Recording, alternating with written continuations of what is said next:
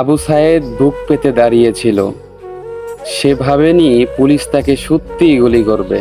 তাই প্রথম গুলিটা খেয়ে সে একটু হতভম্ব হয়ে কেঁপে উঠল। তার বিশ্বাস হলো না, কারণ ওই প্রান্তের পুলিশ তার মতোই বাংলায় কথা বলে, তার মতোই দুবেলা ভাত খায়, একই মাটির গন্ধ নেয়। কেঁপে উঠেও আবার শক্ত করে দাঁড়ালো।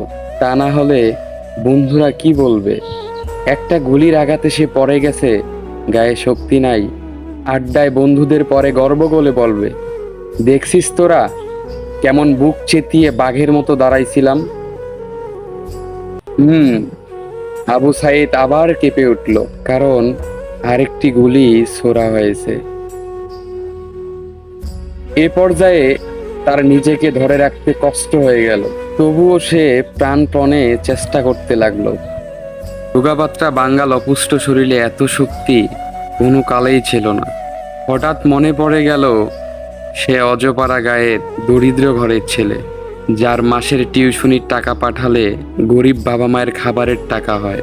সে ক্লাস 5-এ বৃত্তি পেয়েছিল, 8-এও পেয়েছিল। তার মূর্খ বাবা মা আশা বেঁধেছিল আবু সাইদ ভার্সিটিতে ঢোকার পর তাদের সব কষ্ট দূর হয়ে যাবে।